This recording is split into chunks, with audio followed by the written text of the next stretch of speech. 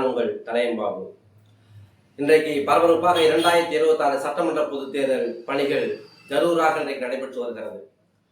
நம்முடைய கடலூர் மாவட்டம் நெய்வேலி சட்டமன்ற தொகுதியில் திமுக சார்பிலே சிட்டிங் எம்எல்ஏ திரு சபா ராஜேந்திரன் அவர்களும், அதிமுக பாஜக கூட்டணி சார்பிலே அதிமுக வேட்பாளராக திரு சொரத்தூர் ராஜேந்திரன் அவர்களும், நாம் தமிழர் கட்சியின் சார்பிலே வீரமணி அவர்களும், தமிழக வெற்றி கழகம் சார்பில் திரு ஆனந்த் அவர்களும், திமுக கூட்டிலிருந்து கடைசி நேரத்தில் வெளியேறி பரபரப்பை உண்டாக்கிய தமிழக வாழ்வுரிமை கட்சியுடைய வேட்பாளராக திருமாவளவன் உள்ளிட்ட 5 பேர் போட்டியிடுகிறார்கள்.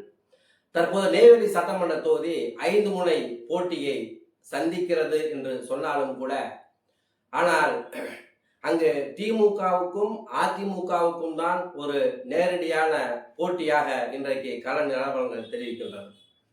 வேட்பாளராக அறிவிக்கப்பட்டவுடன் இன்றைக்கு திமுக சார்பிலே ஜரூராக திரு சபா ராஜேந்திரன் கிராமந்தோறும் பிரச்சாரத்தை இன்றைக்கு நடத்தி கொண்டிருக்கிறார். அவருக்கு மக்கள் மத்தியிலே ஒரு நல்ல வரவேற்பு இருக்கிறது. தொடர்ந்து 2 முறையாக நெய்வேலி சட்டமன்ற தொகுதியிலையும், ஒரு முறை நெல்லிக்குப்பம் சட்டமன்ற தொகுதியிலையும் போட்டியிட்டு வெற்றி பெற்ற திரு சபா ராஜேந்திரன் அவர்கள் ரொம்ப எளிமையான மனிதர். அனைவரும் இப்போ அவர் எளிமையா பார்க்கக்கூடிய ஒரு எம்எல்ஏனா திரு சபா ராஜேந்திரன். திரு சபா ராஜேந்திரன் அவர்கள் 2021 சட்டமன்ற தேர்தலில் நெய்வேலி தொகுதியிலே திமுக, காங்கிரஸ், விசிக, மதிமுக கூட்டணி சார்பிலே போட்டியிட்டு அவர்கள் 2021 75,177 வாக்குகள் பெற்றிருக்கிறார். 977 வாக்கு வித்தியாசத்திலே அவர் வெற்றி பெற்றிருக்கிறார். அவரை எதிர்த்து அன்றைக்கு போட்டியிட்ட அதிமுக, பாஜக, பாமக கூட்டணி சார்பிலே போட்டியிட்ட திரு ஜெகன் அவர்கள் 74,200 வாக்குகளை பெற்று 2ஆம் இடத்திற்கு தள்ளப்பட்டிருக்கிறார். அன்றைக்கு போட்டியிட்ட நாம் தமிழர் கட்சியை சேர்ந்த ரமேஷ் அவர்கள் 7,785 வாக்குகள் பெற்று 3ஆம் இடத்தையும் பெற்றிருக்கிறார். அம்மா மக்கள் முன்னேற்ற கழகத்தினுடைய மாவட்ட செயலாளர் இருந்த திரு பக்தரட்சகன் அவர்கள் வெறும் 2,230 வாக்குகளை பெற்றிருக்கார். மொத்தம் அந்த நேரத்தில் சுயேட்சைகள் உட்பட்ட 12 வேட்பாளர்கள் அன்றைக்கு களத்தில் இருந்தார்கள். இன்றைக்கு மீண்டும் 2026 சட்டமன்ற தேர்தலில் சிட்டிங் எம்எல்ஏ சபா மீண்டும் களம் காண்கிறார். அவருக்கு எப்படி வெற்றி வாய்ப்பு பிரகாசமாக இருக்கிறது என்று நாம் கள நிலவரங்களை ஆய்வு செய்து அங்கிருக்கிறது விசாரித்த வகையிலே, அந்த நெய்வேலி சட்டமன்ற தொகுதியிலே பண்டூட்டி வடக்கு, கிழக்கு, தெற்கு ஒன்றியங்கள் இருக்கிறது. சுமார் கிட்டத்தட்ட 44 கிராமங்களிலே மிகப்பெரிய ஒரு செல்வாக்கை சபா பெற்றிருப்பதாக அங்கே சொல்லியிருக்கிறார்கள். அதை விட கூடுதல் தகவல் என்னன்னு பார்த்தீங்கன்னா, நம்ம நெய்வேலி ஆர்ச்சிகேட்லேருந்து என்எல்சி வரைக்கும் கிட்டத்தட்ட டவுன்ஷிப்ல 44,000 வாக்குகள் இருக்கிறது. அந்த 44,000 வாக்குகளை யார் வாங்குகிறார்களோ அவர்கள்தான் சட்டமன்ற உறுப்பினராக வெற்றி பெற முடியும் என்கின்ற ஒரு நிலை அங்கே இருக்கிறது.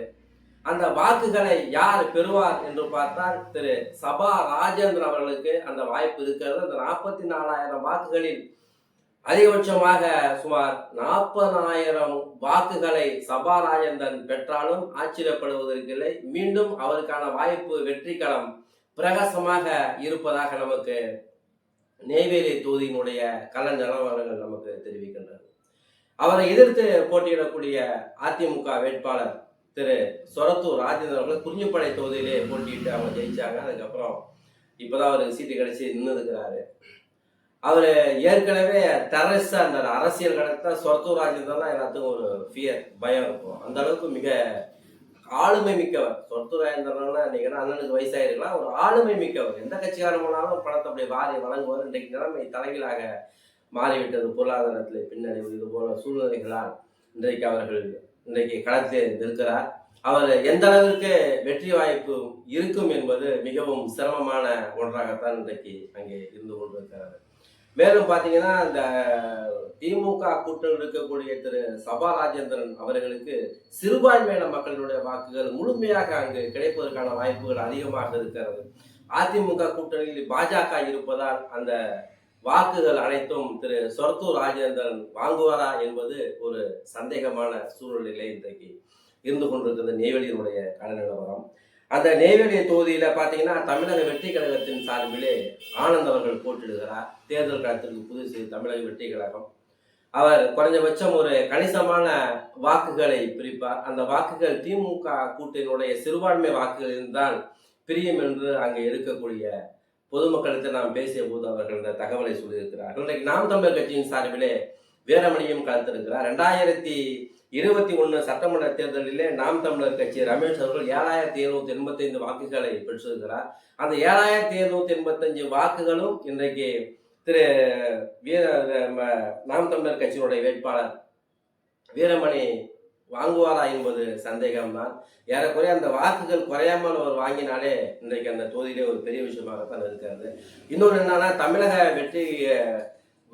வாழ்வுரிமை கட்சி திரு வேல்முருகன் தலைமையிலான வாழ்வுரிமை கட்சி 5 ஆண்டு காலமாக திமுகவினுடைய அரசாங்கத்துக்கு ஆதரவாக செயல்பட்டார்கள். அந்த மாநில உரிமை குழுவிலே ஒரு தலைவராக திரு வேல்முருகன் செய்து தமிழ்நாடு முழுக்க அனைத்து பணிகளையும் செய்தார். கடைசி நேரத்தில் இந்த சீட்டு பிரச்சனை சிக்கலாகி சீரியஸாக திரு வேல்முருகன் வெளியே வந்து விட்டார். சில தமிழ் இயக்கங்களை கூட்டி சேர்த்து கொண்டு ஒரு புதிய கூட்டணி அமைத்திருக்கிறார். அவர் கட்சியின் சார்பில் அவருடைய சகோதரர் திரு திருமாவளவன் அவர்கள் கேமரா ஆசனத்திலே போட்டியிடுகிறார். அவர் தொகுதியில ஒரு கணிசமான வாக்குகளைத்தான் அவர் பெறுவார். அதே போல திரு வேல்முருகன் அவர்கள் தேர்தல் காலத்திலே பண்டூட்டி தொகுதியை நிற்பதான் சொல்லுகிறார். நம்ம அடுத்த வீடியோவில் அதை பார்ப்போம்.